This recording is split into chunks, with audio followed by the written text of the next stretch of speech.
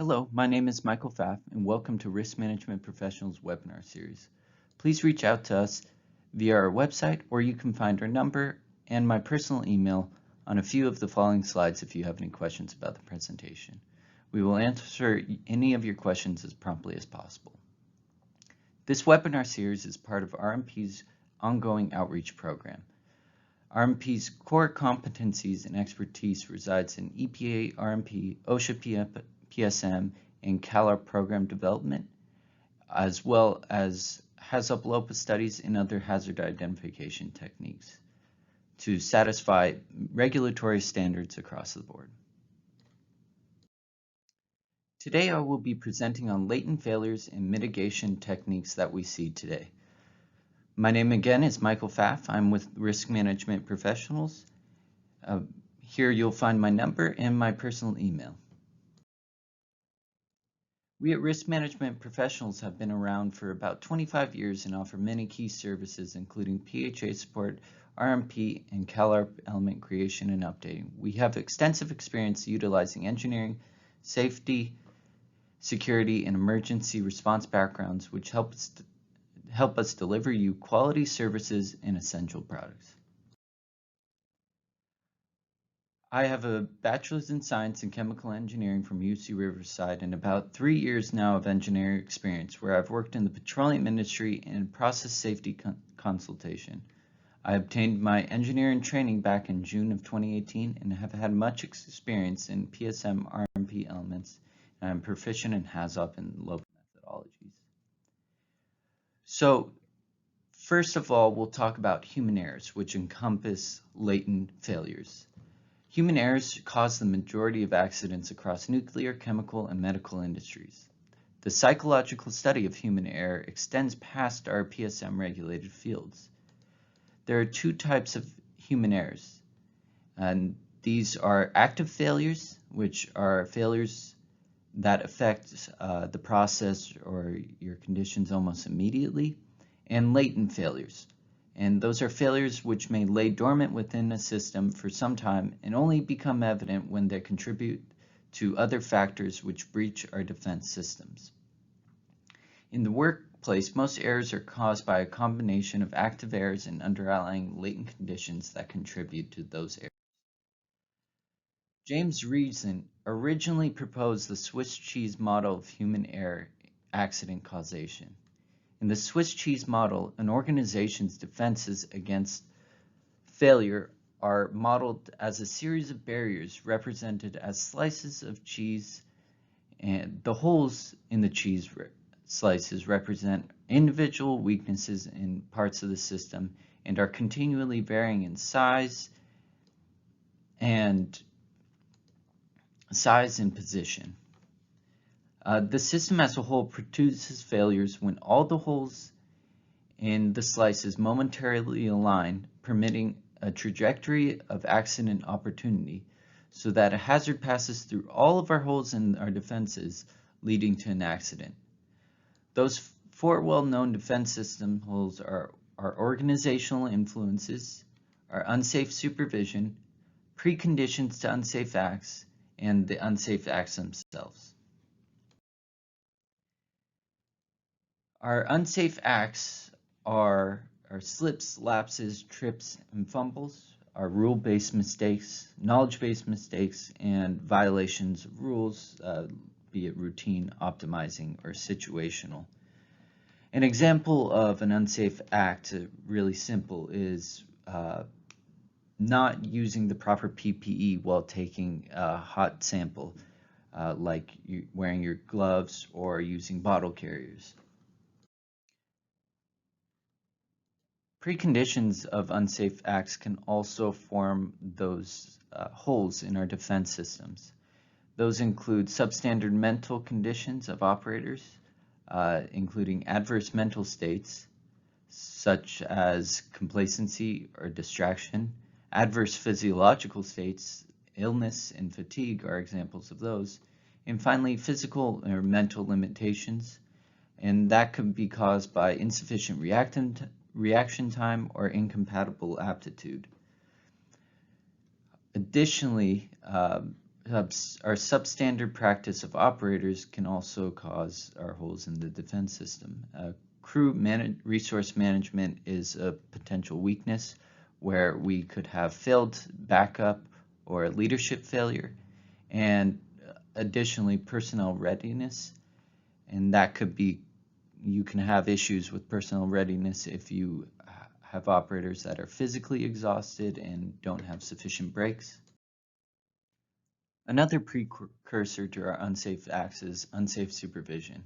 For example, you can have inadequate supervision where the supervisor lacks guidance, training, leadership, oversight, or incentive to ensure that the task is being performed safely and efficiently. Additionally, there is also planned inappropriate operation.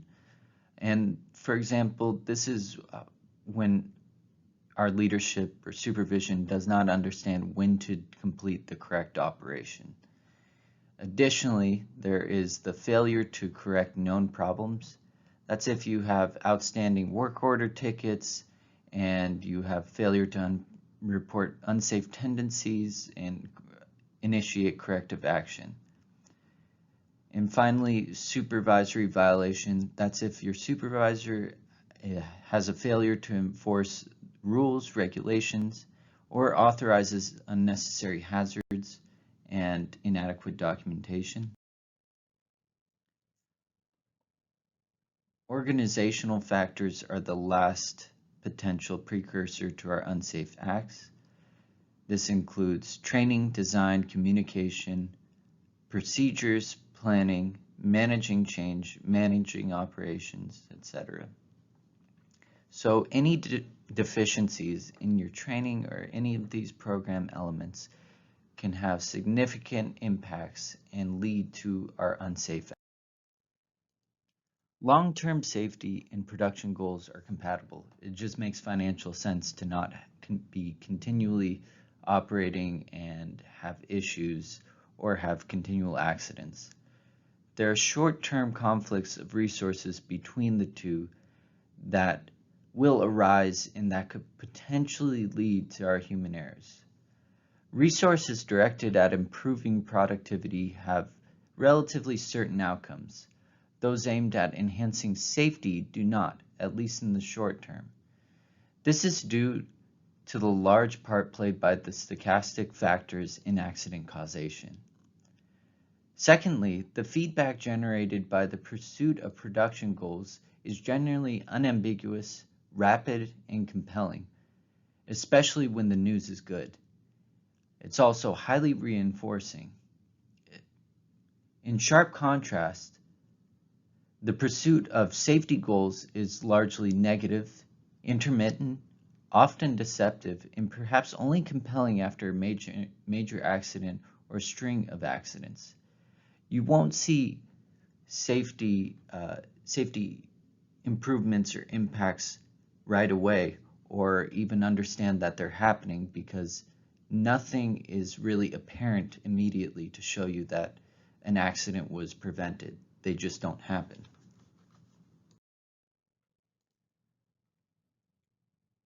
There are consequences to our fallible decisions, and fallible decisions start from the top executives where they emanate down to form policy, decisions, and affect day-to-day activities. Fallible decisions manifest themselves differently in the various departments. Operations departments, for example, can have undermanning, inadequate procedures, poor scheduling, and unsafe assignments. This is where you'll see the conflicts between safety goals and production goals really come head to head here.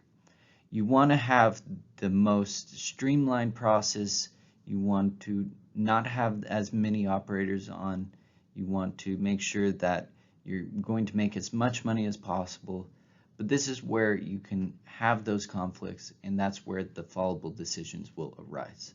Another department where we can have issues is training, where transmission of inadequate skills, rules, and knowledge to the workforce can be an issue. Additionally, maintenance department, where deficiencies in planning and shoddy workmanship are consequences of the followable decisions.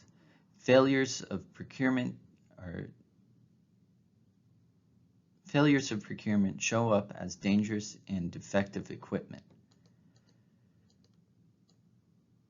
The list goes on, but the factors mentioned above play a significant part in the etiology of Bhopal, Challenger, Chernobyl, and King's Cross disasters.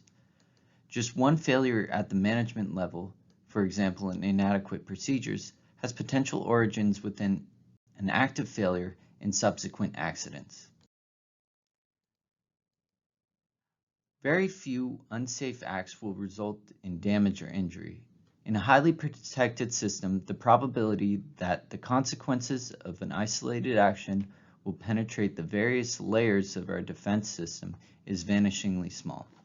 Several causal factors are required to create a trajectory of opportunity throughout these multiple defenses. For example, here are line management defenses. To break through those, we would have to have our inadequate procedures or some other managerial issue.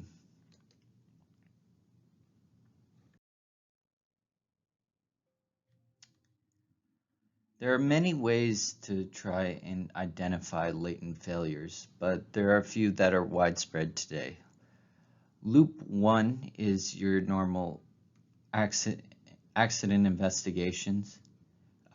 Loop 2 is your close calls identification. For example, you can have had a close call of hot work without the correct permitting. And loop 3 and 4 are harder to actually complete, but those would be your audits and review of refinery and company policy. And again, this is not as easily reviewed with precision. That's why we have our latent failure identification methods to help us identify. Identifying latent failures, events that trigger accidents, human errors, and error-inducing conditions is difficult.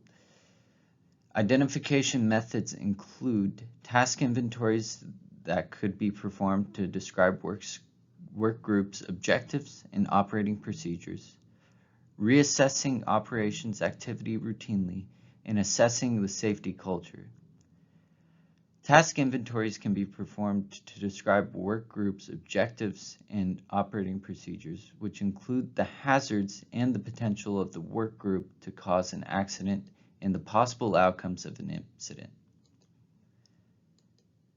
Operators' performance can be regularly reassessed by studying operators' habits during routine activities and our procedures. And finally, the creation of a safety culture assessment for employees to complete is a good way to identify any and all incompatible goals or other latent failures. This should be done with both written form and interviews to be able to follow up. The benefit is a personal connection and the ability to read and identify body signals. One methodology that utilizes some of those elements are the tripod methodology. It is a systematic audit to identify latent failures due to fallable decisions within the organization/management. Auditing at this level has been demonstrated on the North Sea gas platforms and in desert drilling operations by Hudson and colleagues. The tripod methodology referred to latent failures as general failure types, which included failures within the following categories: hardware, design, maintenance, procedures, error-enforcing conditions, housekeeping, incompatible goals, organization, community, training, and defense system. This was developed to highlight the latent factors in the causation of accidents. Underlying latent failures are central to the idea of how accidents happen.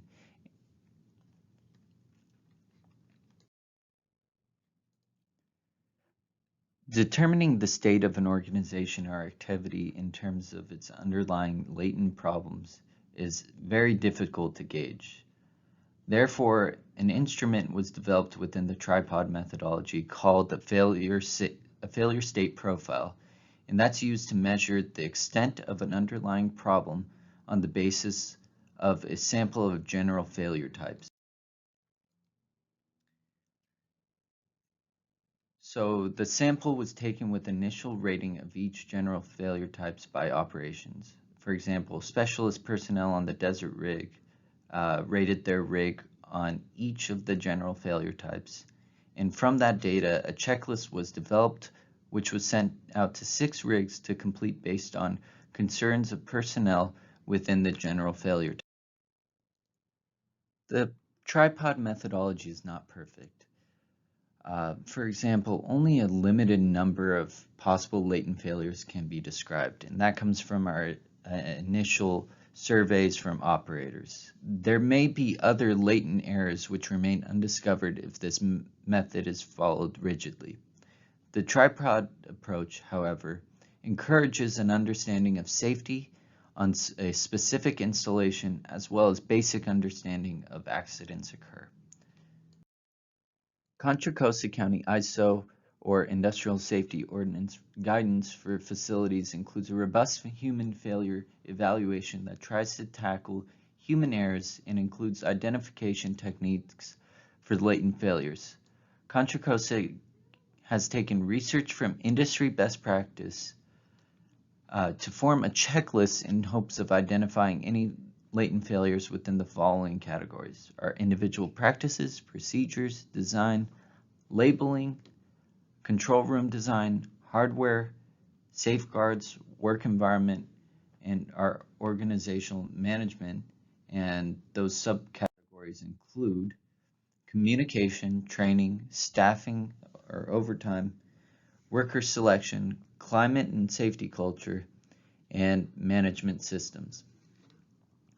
Some of the sources of questions they used are from the EQE PHA Human Factors Checklist developed by Chevron and Tosco, RS Engineering Human Factors Checklist, or CPS guidelines. And so, long story short, these are industry drivers and not just regulatory bases for this checklist. It is required by facilities to complete latent conditions checklists that fall under their jurisdiction and meet their ISO requirements. It's very important to have a firm understanding of latent failures to complete the checklist and identify deficiencies if they do arise. Like the tripod method, the checklist may not discover all the latent failures due to the rigidity of the checklist and only a limited number of failures that are described. The checklist encourages a greater level of review and scrutiny over higher level management practices to mitigate the harder to identify latent failures. Additionally, they ask that facilities tweak or alter the checklist as they see fit. So if they have an understanding of potential management or current deficiencies within their human factors program, they ask that you add them to those checklists to further enhance the effectiveness for that certain facility. Thank you very much for watching this webinar. I have my sources here that you can look up. And if you have any questions, please reach out to me via my email or give us a call at 949-282-0123. And again, the audio and PowerPoint presentation is recorded, and so you can watch this over. And thank you very much. And please let me know again if you have any questions. I will be happy to answer. Have a great day.